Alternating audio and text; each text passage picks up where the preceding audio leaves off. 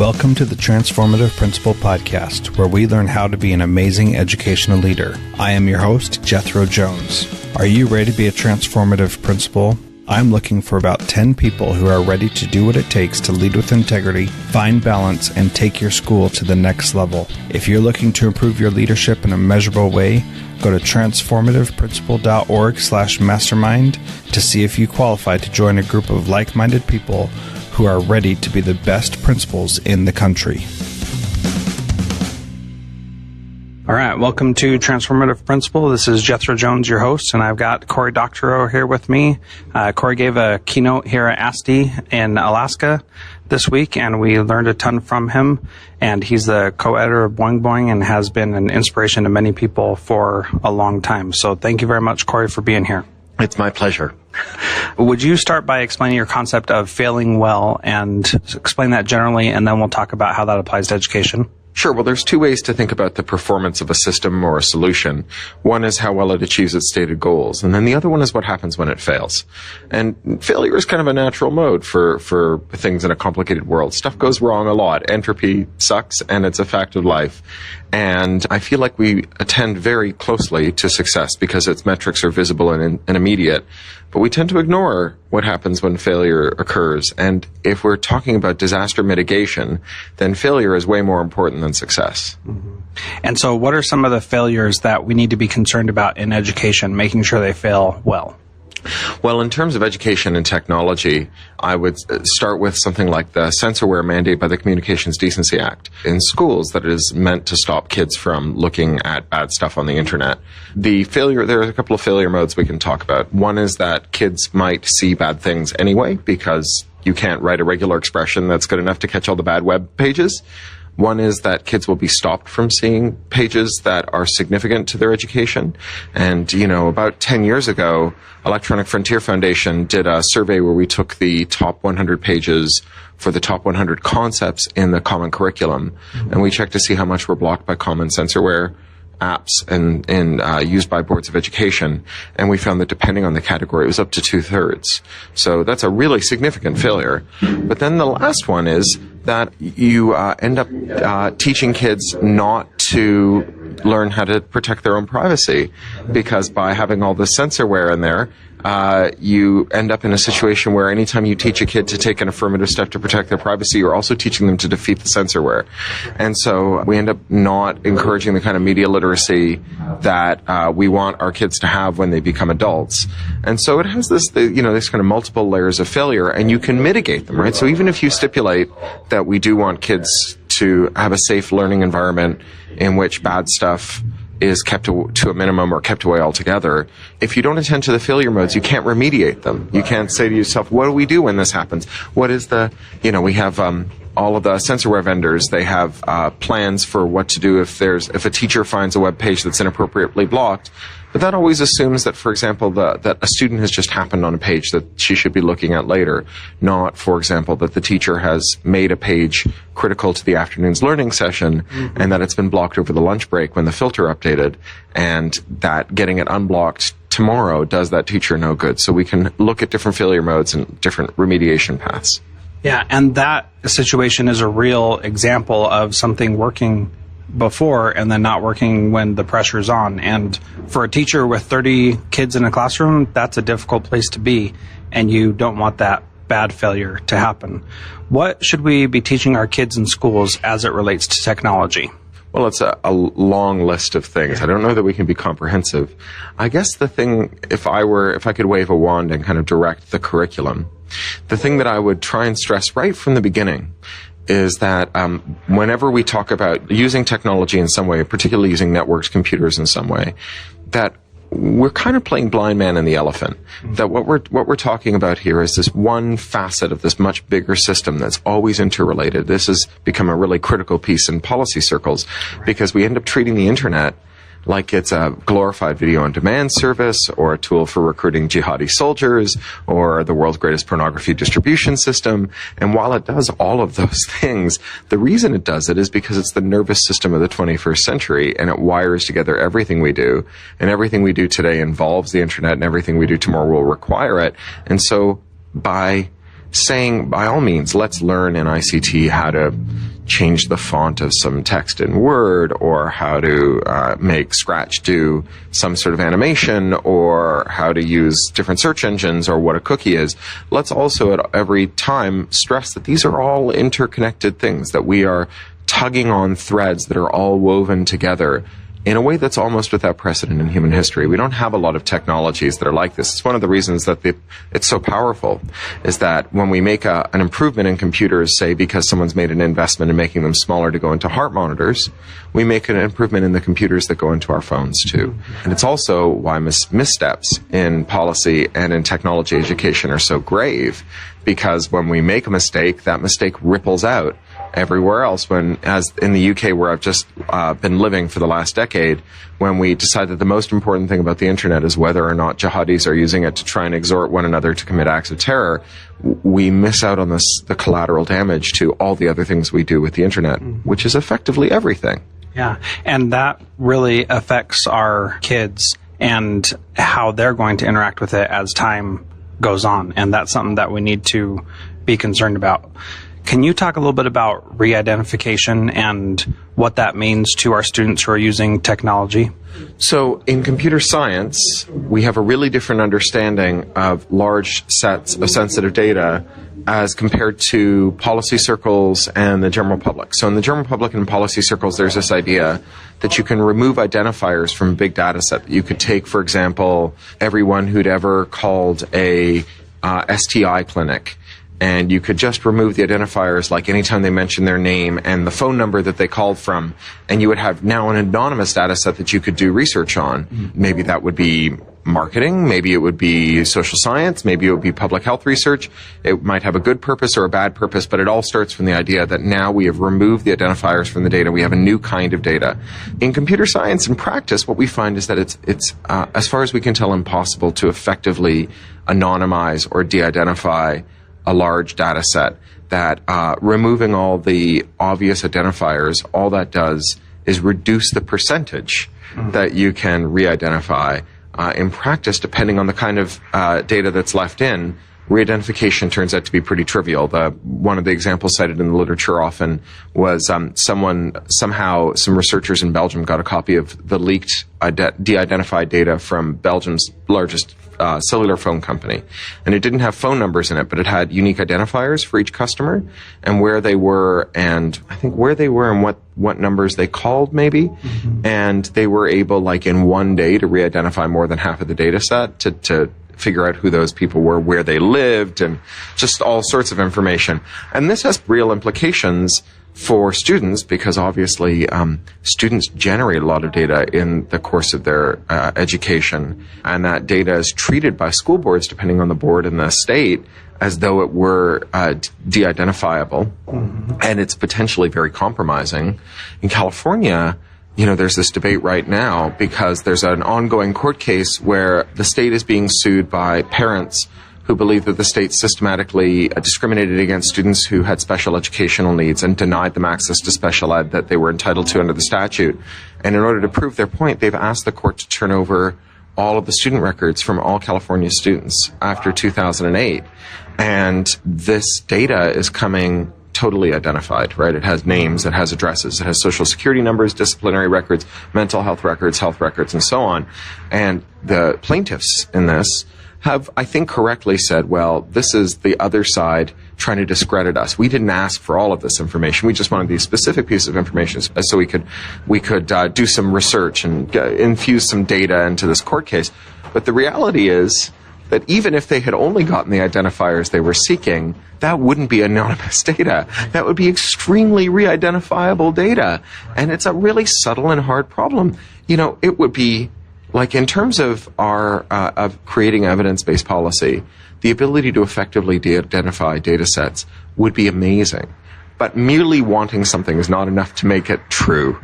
And so it's a subtle and hard point, but one that students are going to have to address and engage with through the rest of their lives. Yeah, and that becomes more real when kids think they're using anonymous methods to chat with each other and share information.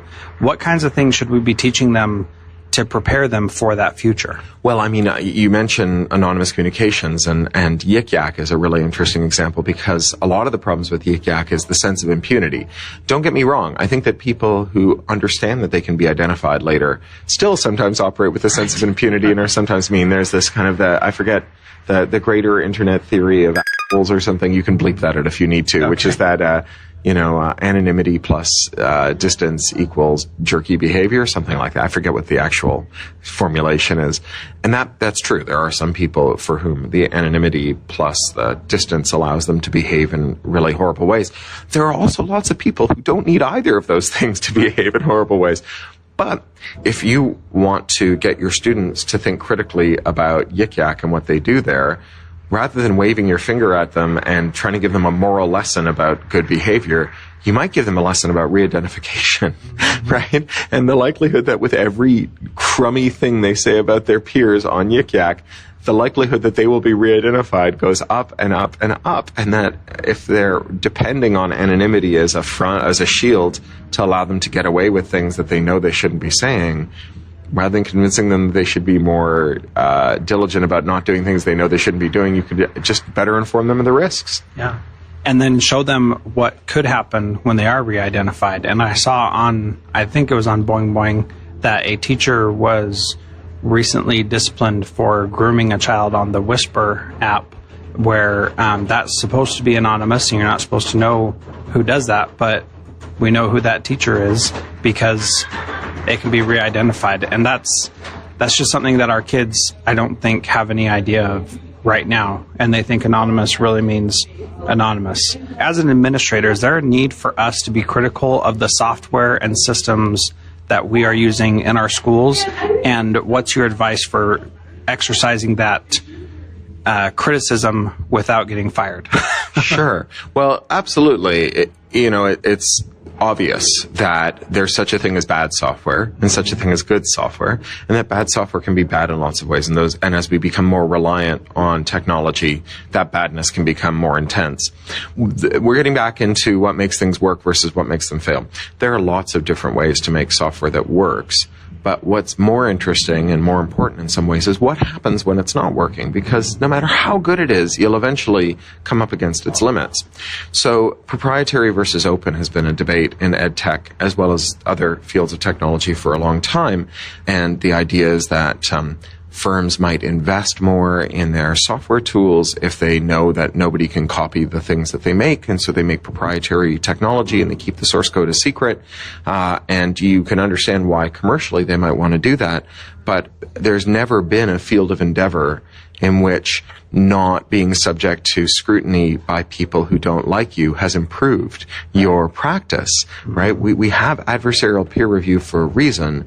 And, you wouldn't allow engineers to build you a school where they didn't disclose the math that they use to calculate their load stresses. If your school is no good if the walls fall down, it's equally no good if the computers stop working.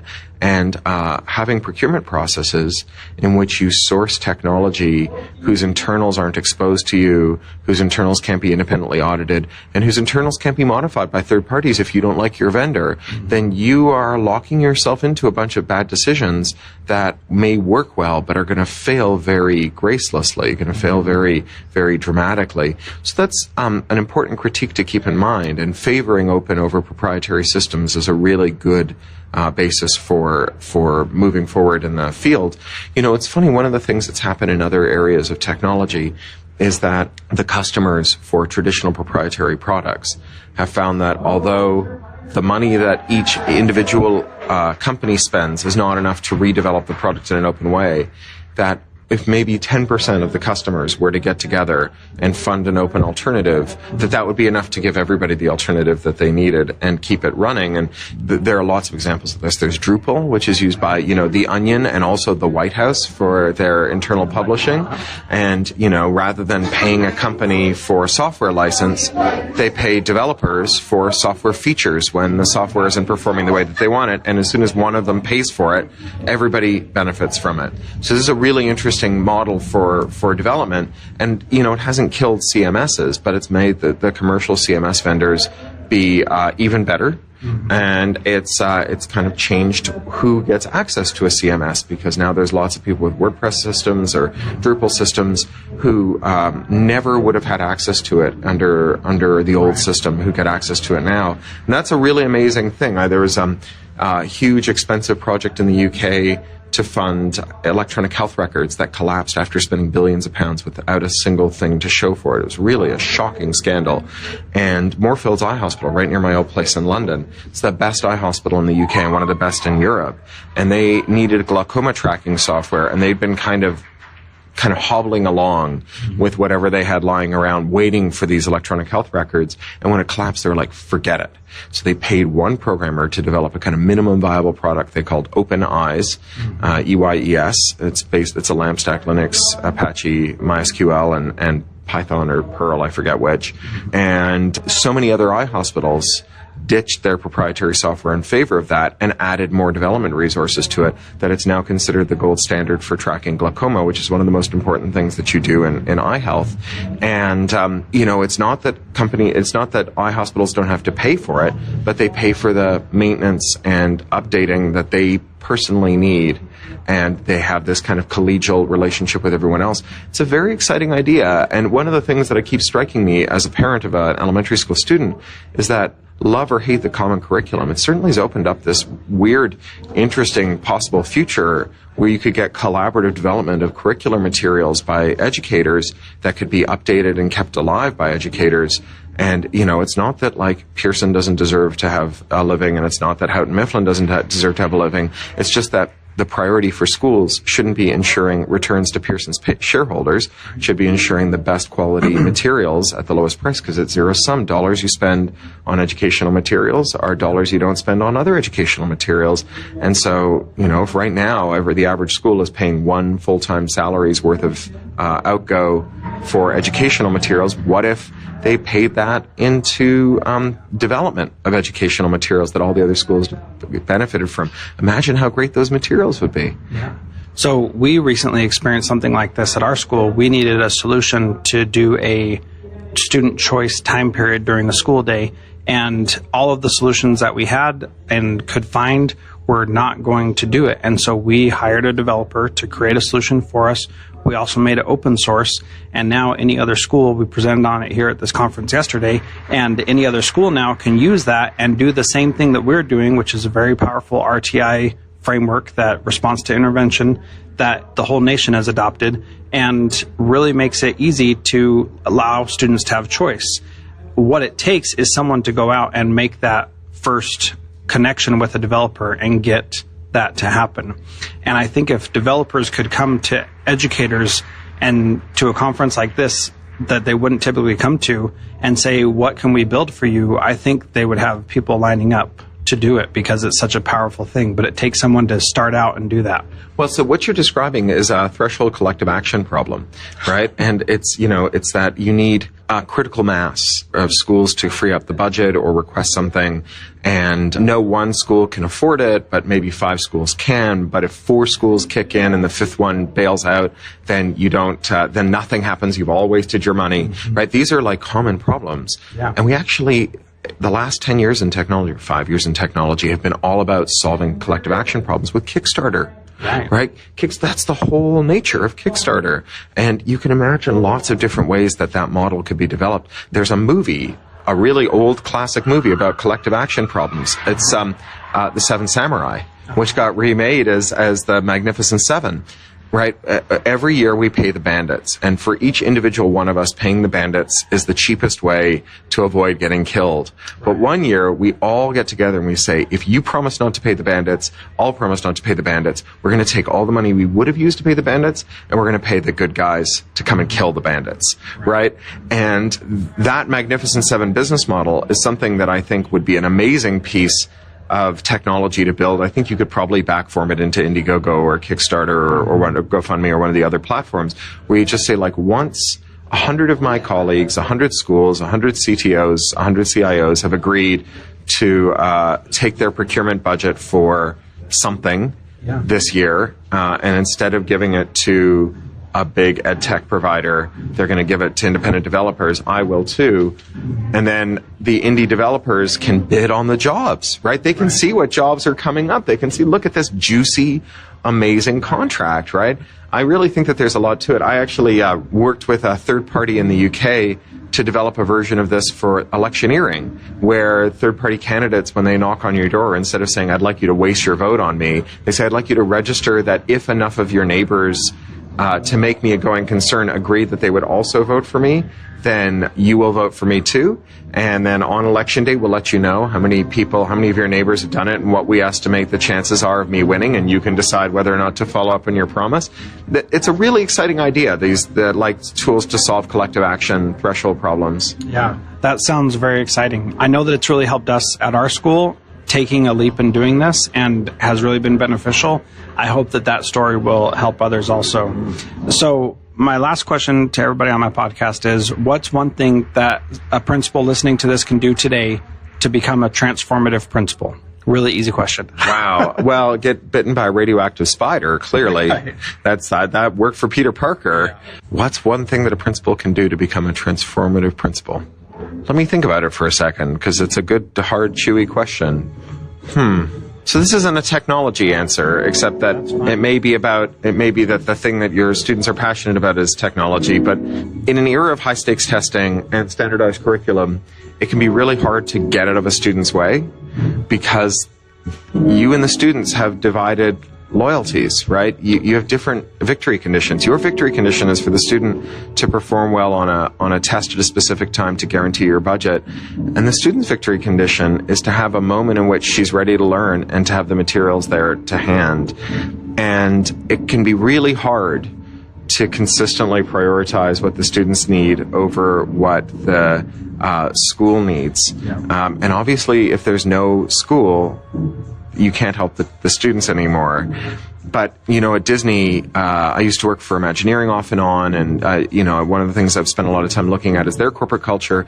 And at their best, they've had a corporate culture where employees were empowered to cost the company money if it would make the experience better for people. So, that would be down to things like if somebody got soaked and didn't have a change of clothes, you might give their 5-year-old a big baggy t-shirt, even though that comes out of the company's bottom line. That in the long run has been very good for the firm.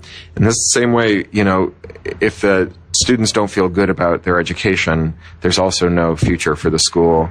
I had an amazing experience in grade 2 where I walked into my classroom. It was a couple of minutes early. There was a bookcase, as there is in the best classrooms, and I found a copy of Alice in Wonderland. I'd never read a chapter book to myself, and I just sat down and started reading it. And when the bell rang, the teacher looked over and saw that I was reading a book for the first time, and she did nothing. Mm-hmm. Right? She had the bravery to do nothing. And she let me sit there all day and all the next day. And I read a chapter book from one end to the other in 2 sittings, one go, all by myself, out of my own desire. And all of the groundwork that she and my other teachers had laid paid off in that moment, because, right. All that stuff they trained me to do came to the fore.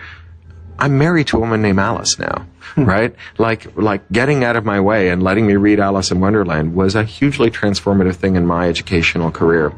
And my greatest fear as a parent of an elementary school student is that those moments are increasingly hard for teachers and administrators to justify.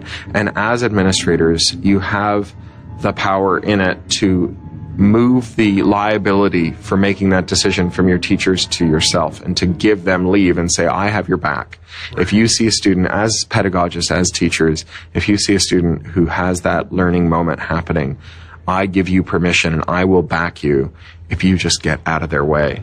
Yeah. And it's not a technology story, but I really hope that there are teachers and administrators who can do it. Yeah. And I know that most of the people listening to this are that way, and that's why they're listening to things like this, is to have the courage and strength to do those things and make sure they are out of the kids' way. How can people connect with you and learn more from you and about you? I'm pretty easy to find. I'm the first Cory in Google. Oh. I edit this website, boingboing.net. It's just like it sounds. I work with Electronic Frontier Foundation, EFF.org, and my own website's at craphound.com. Okay. And do you want to talk about the EFF's student thing that you mentioned today? So Electronic Frontier Foundation is a 25-year-old 501c3 nonprofit that works for digital rights, privacy, free speech, and other traditional rights from the real world as we transition into the digital world.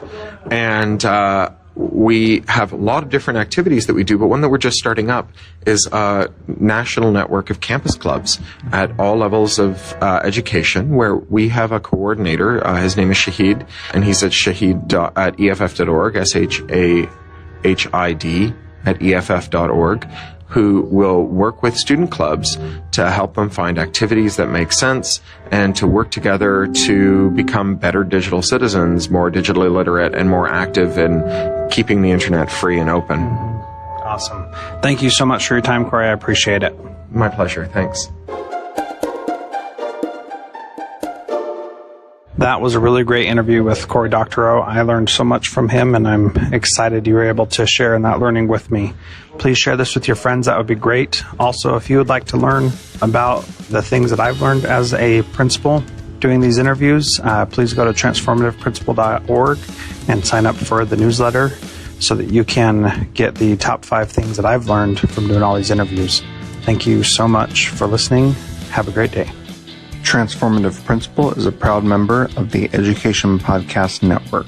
Visit edupodcastnetwork.com to hear more great podcasts that will help you improve your teaching and leading.